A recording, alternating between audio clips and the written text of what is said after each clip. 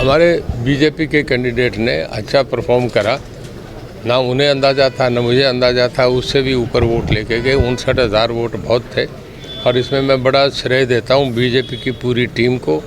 और हमारे माननीय मुख्यमंत्री जी ने आके जो वो उस दिन आके शुरू करा। देखिए, इस किसान आंदोलन में ये सारे इन हालात में इतने बड़े वोट, जहाँ एक फैक्टर था कि ट्रालियाँ जोड़ दी जाती थी, ये होगा वो होगा, एक बड़ा वातावरण इस तरीके का बनाया हुआ था कि गांव में नहीं घुसने देंगे। इसके बाद 59,000 वोट ले जाना बहुत बड़ी बात है। बीजेपी ने अपना परसेंटेज ऑफ वोट्स बढ़ाया है और मैं समझता हूँ कि इसके लिए हमारे जो यहाँ सब लोगों ने, पूरी बीजेपी की टीम ने, हम सब जो साथ के अलायंस के पार्टनर्स हैं, उन्होंने सब ने मिल के एक जॉइंट टीम में काम करा। कांग्रेस का इससे बुरी परफॉर्मेंस हरियाणा में कभी नहीं हुई। एक बार भजनलाल जी के वक्त हुई। अभी जो है मैं समझता हूँ कि राहुल गांधी और शैलजा दोनों ऐसी ग्रह लग गई कांग्रेस को कि कांग्रेस का नाश होने का काम हो रहा है। शैलजा पे जिस पे कुछ है नहीं, जो गांव की सरपंच नहीं बन सकती, उसको पार्टी की कमांड दे दी। तो कांग्रेस का वोट तो सारा ही बीजेपी को आ गया।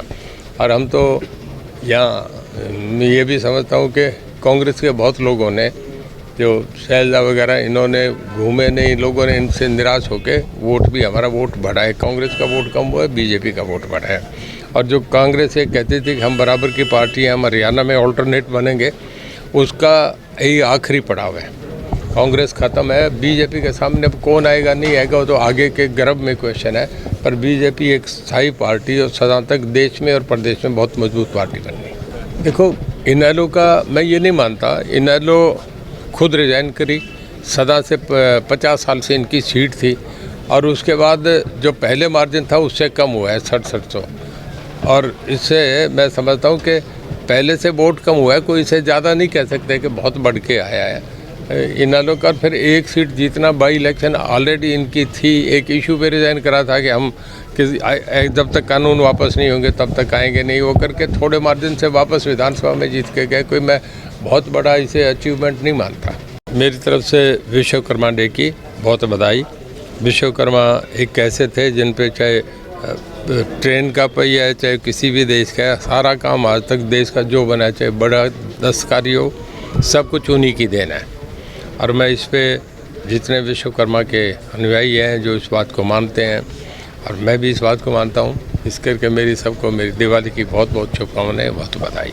बिजली बोर्ड में हमने ये करा है कि हमारा डिपार्टमेंट बहुत बढ़िया चल रहा है। अभी हमने परसों सीएम साहब ने अनाउंस करा, माननीय मुख्यमंत्री जी ने, 30,000 कर्मचारी जो है हमारे, जो क्लास 3 और क्लास 4 के थे, उनको 1,500 रुपये बोनस दिया हमने 30,000 कर्मचारियों को। ये बहुत बड़ा, पहली बार ऐसा हुआ है, किसी कंपनी ने ऐसा करा है।